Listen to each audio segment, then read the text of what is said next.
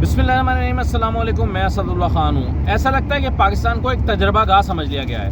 جو آتا ہے یہاں پر اپنی مرضی کے نئے تجربے کرتا ہے، اپنے حصے کا مال سمیٹتا ہے اور جانے کی بات کرتا ہے، اور پھر اس طرح کے ماحول میں اور اس طرح کے حالات میں کہ جس میں لوٹو اور پھوٹو کا کانسیپٹ چل رہا ہو کہ بھئی وقت کم ہے، لوٹو اور پھوٹو، جتنی جلدی سمیٹ سکتے ہو سمیٹو اور جاؤ۔ یہاں پر نئے نئے تجربے پلان کیے جا رہے ہیں۔ پاکستان کو پہلے ہی کیپیسٹی پیمنٹس اور انرجی کے جو معاہدے ہیں انہوں نے تباہ کر چھوڑا ہے، اور اب بجائے اس کے کہ ان مسائل کا حل کریں، قوم کو ٹرک کی ایک نئی بتی کے پیچھے لگا دیا گیا ہے، ایک نئے مسئلے میں الجھا دیا گیا ہے،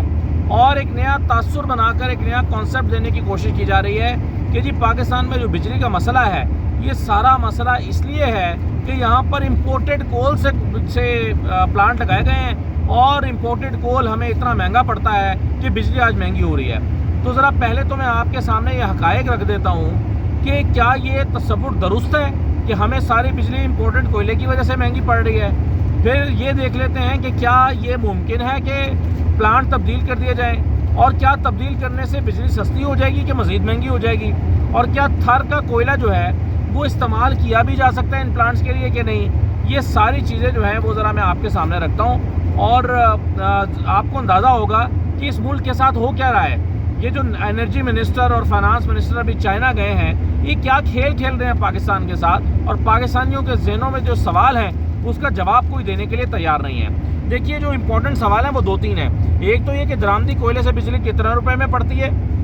اور اگر ہم بوائلر شفٹ کر دیتے ہیں تو اس سے کیا فرق پڑے گا۔ تھر کا کوئلہ جو ہے کیا وہ پاکستان کی ضرورت کو پورا کر سکتا ہے، اور کیا تھر کا کوئلہ ایک جگہ سے دوسری جگہ پہ شفٹ کیا جا سکتا ہے۔ یہ وہ سوال ہیں جو میں آپ کے سامنے رکھوں تو آپ کو اندازہ ہو جائے گا کہ کیا ہو رہا ہے یہاں پر۔ دیکھیے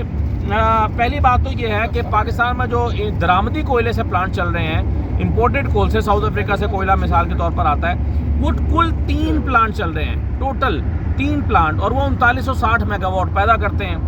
تو 3 پلانٹ اگر صرف پاکستان کی اوور آل جو بجلی مہنگی ہوئی ہے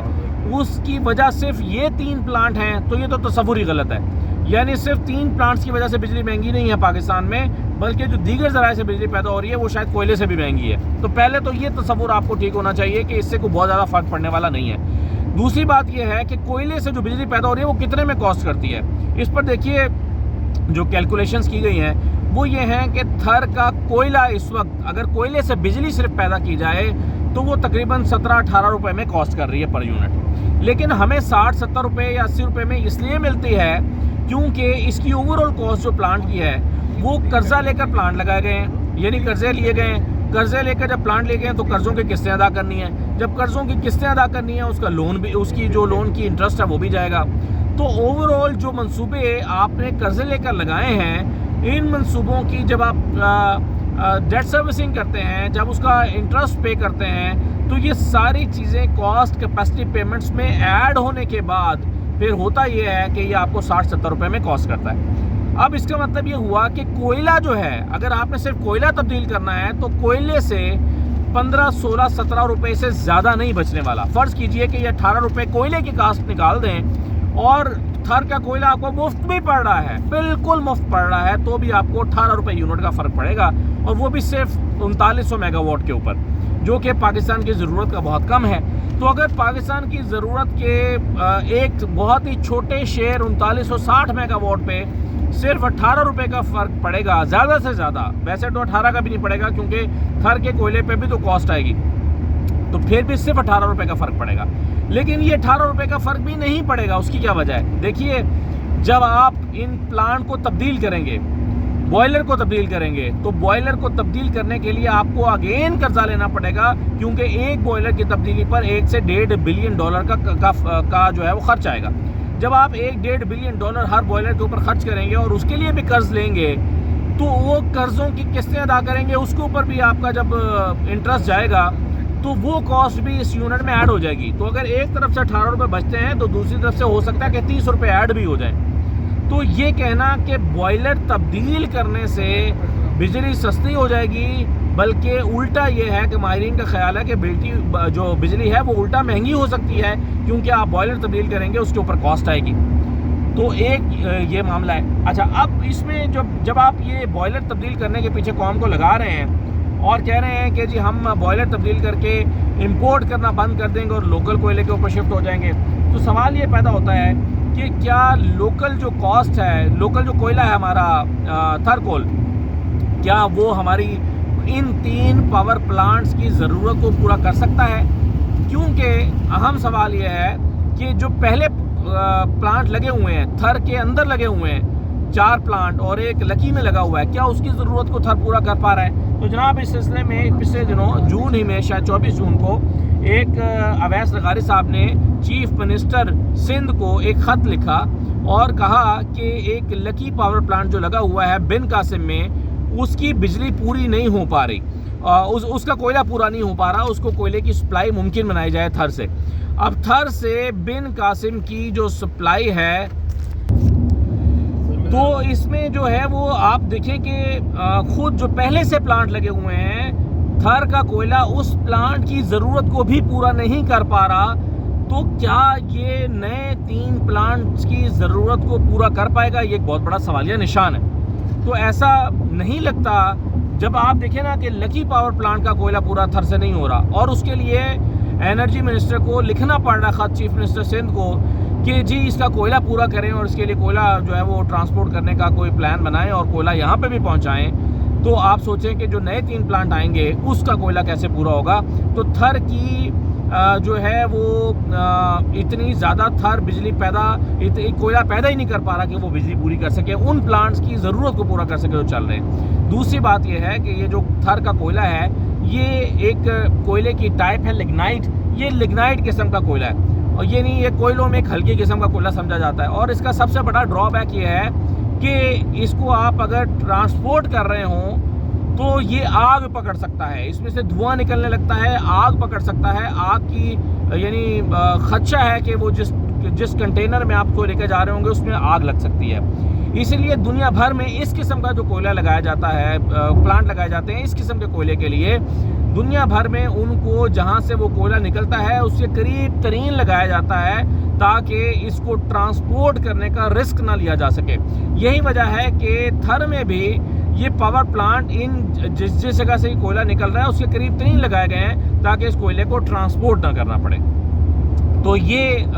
اس ایک نقطے کو بھی شاید پوری طرح سے مد نظر نہیں رکھا جا رہا. اور دوسری بات یہ ہے کہ جب آپ اس کو ٹرانسپورٹ کر کے سائیوال لے کر آئیں گے تو کیسے لائیں گے؟ پہلے تو بن قاسم آتا ہے ساؤتھ افریقہ سے کوئلہ, وہاں سے آپ نے فریٹ ٹرینیں چلائی ہوئی ہیں, ریلوے ٹریک بچھائے ہوئے ہیں, ریلوے ٹریک پر ریلوے جو ہے وہ آپ کے کوئلے کو سائیوال لے کر آتا ہے تو پھر جا کے اس کی ضرورت پوری ہو پاتی ہے. کیا جو تھر سے لے کر آپ یہاں تک جو ہیں وہ سائیوال تک اور باقی جہاں پہ یہ پلانٹ لگے ہوئے ہیں, کیا وہاں تک آپ یہ ریلوے لائن بچھائیں گے؟ اور اگر بچھائیں گے تو کتنا عرصہ لگے گا اس کے لیے؟ اور اگر نہیں بچھائیں گے اور ٹرکوں سے آپ کوئلے کو شفٹ کریں گے, ٹرانسفر کریں گے, تو کیا ٹرکوں پر ہماری سڑکوں پہ اتنی کیپیسٹی موجود ہے کہ ان ٹرکوں کو آپ ٹرانسپورٹ کر کے وہاں پہ لا سکیں؟ اور کیا اتنے ٹرک ان سڑکوں پر چلائے جا سکتے ہیں کہ وہ کوئلے کو پورا کر سکیں؟ تو ان ساری باتوں کا جواب ہے نہیں. اتنے ٹرک ان سڑکوں کے اوپر کیپیسٹی بھی نہیں ہے, چلائے بھی نہیں جا سکتے, اور سائیوال یا کوئی اور جگہ پر لگایا گیا جو پلانٹ ہے اس کی ضرورت کو پورا نہیں کیا جا سکتا تھر سے. اگر فرض کریں تھر میں وافر مقدار میں کوئلہ نکل بھی رہا ہو تو بھی اس کو ٹرانسپورٹ کر کے یہاں پر نہیں لایا جا سکتا.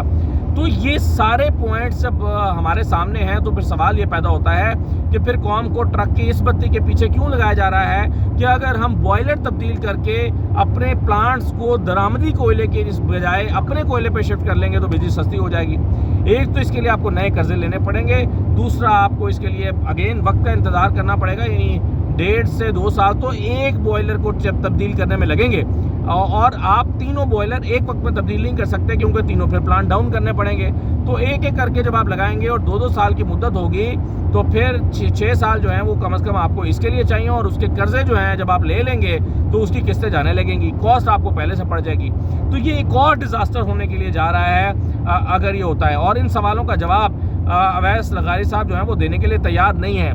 یہ اس پر عامر متین صاحب نے پروگرام کیا, ان کے پروڈیوسر اکمل صاحب جو ہیں انہوں نے اس کے لیے جب تیاری کی اور اویس لغاری صاحب کو سوال بھیجے تو انہوں نے اس کا جواب دینا مناسب نہیں سمجھا، نہ انہوں نے نہ ان کی کسی ٹیم نے۔ حالانکہ جب ان کو سوال پہنچ جاتے ہیں تو وہ اپنی ٹیم کی ذمہ داری لگاتے ہیں کہ ان سوالوں کا جواب دیا جائے، اور جب آپ ان سوالوں کا جواب نہ دے پا رہے ہوں تو پھر لگتا یہ ہے کہ یہ خدشات سارے درست ہیں، ورنہ ان سوالوں کا جواب جو ہے وہ اویس لغاری صاحب کو آ کر دینا چاہیے، اور دینا پڑے گا کہ بوائلر تبدیل کرنے سے بجلی سستی ہوگی یا مزید مہنگی ہو جائے گی، کیونکہ ہماری اسٹڈی یہ ہے کہ یہ 3960 میگا واٹ کو جب آپ سستا کرنے کی خاطر جب اس کے بوائلر تبدیل کریں گے تو یہ اور اس کے اوپر کاسٹ زیادہ آئے گی، اور شاید یہ قابل استعمال بھی نہ رہیں اور شاید اس طرح سے پروڈکٹیو بھی نہ رہیں، تو یہ تو ہم ایک اور ڈیزاسٹر کرنے کی طرف جا رہے ہوں گے۔ آخری بات یہ ہے، میں دہرانا چاہتا ہوں جو ابھی پچھلی ویڈیو میں بات کر رہا تھا، اس وقت ملک میں جو بجلی کا بحران ہے اس میں ذمہ داری جو ہے وہ اب اس وقت فرنٹ فوٹ پر آ کر اٹھائی ہوئی ہے جماعت اسلامی نے۔ حافظ نعیم الرحمان صاحب آ کر راولپنڈی میں بیٹھے ہیں اور کہہ رہے ہیں کہ عوام کو کہہ رہے ہیں کہ اطمینان رکھو، جب تک ہم تمہیں بجلی سستی کرا کر نہیں دیں گے، کیپیسٹی پیمنٹس کا مسئلہ حل کرا کر نہیں دیں گے، تب تک ہم یہاں سے نہیں جائیں گے۔ یاد رہے کہ وہ یہ کہہ رہے ہیں، نقطہ اٹھا رہے ہیں بار بار جماعت اسلامی والے کہ جو 52% جو پاور پلانٹ ہیں جو کیپیسٹی پیمنٹس ہیں وہ تو خود سرکار کی ہیں، تو سرکار اس میں تو سوورن گارنٹیز نہیں ہیں، تو سرکار یہ کیپیسٹی پیمنٹس تو ختم کر دے جو 52% کے ہیں، کیونکہ باقی جو 48% پاور پلانٹ ہیں، چلیے ان آئی پی پیز کے ساتھ آپ کے عالمی معاہدے ہیں، ان کے ساتھ آپ اپنے معاہدوں سے پیچھے نہیں ہٹ سکتے، تو ان 52% پاور پلانٹ کو کیپیسٹی پیمنٹ کیوں کر رہے ہیں، یہ ان کا نقطہ ہے۔ لیکن میں نے جب اس پر حکومتی شخصیات سے پوچھا تو انہوں نے مجھے جواب دیا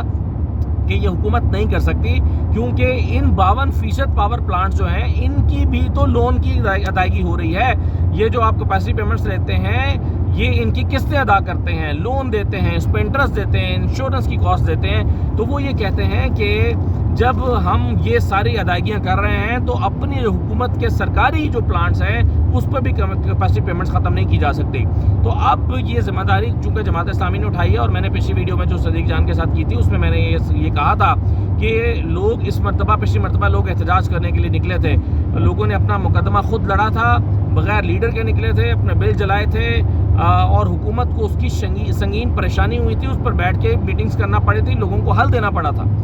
اور اس مرتبہ لوگ اس لیے نہیں نکلے کہ انہیں لگتا ہے کہ جماعت اسلامی ان کے لیے نکلی ہوئی ہے، انہیں لگتا ہے کہ جماعت اسلامی جو ہے وہ